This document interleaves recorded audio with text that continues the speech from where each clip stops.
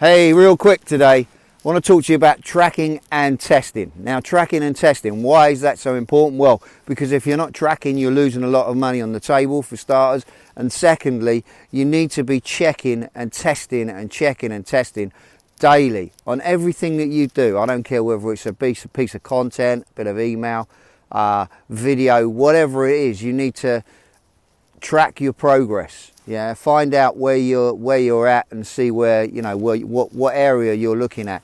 So the first thing you want to do is just keep doing it. Repetition is the best thing. You know, I just keep throwing videos out there because I enjoy doing them. It's good for me. It gets my brain matter going again. It's like 6 a.m. beautiful. Been raining today, so I got a bit wet, but hey, that's the way it goes. But tracking is so key, because what it's going to do is it's going to allow you to really hone in on all the areas that your business is working and all the areas that your business is failing. Now, this is important because of two reasons. The first one is why waste money on paid advertising? Why spend time on things that don't work when you just cut them to one side and get rid of them? You know, there's a what was that?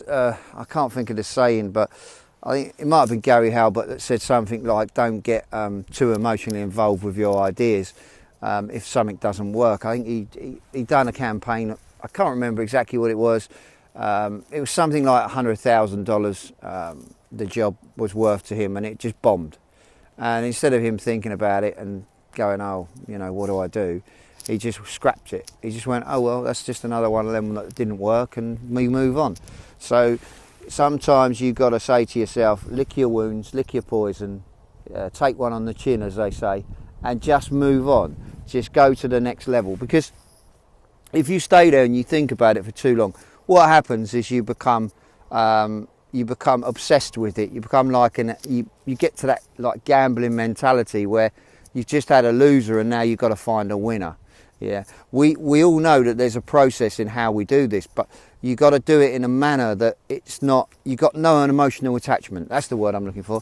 No emotional attachment. So if things aren't working for you, don't worry about it. Just change it and cut it to one side. So if it's not working today, try it another day. If it doesn't work that way, try changing something, tweaking it. And if it doesn't work, just cut it loose, you know, because it's not worth it. It's costing you money, costs you time, and in making you, you know, damn right depressed probably. But no, not quite. But you know what I mean. It's just not worth getting emotionally attached with these things.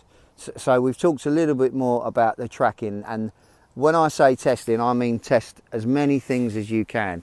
You know, like when you go onto Facebook, as an example, they give you options there where you can test images. So you can do like 5 images, and then you could do. You could change the images and see how that goes. And then you've got options where you can change the headline but keep the images the same. So that's another test.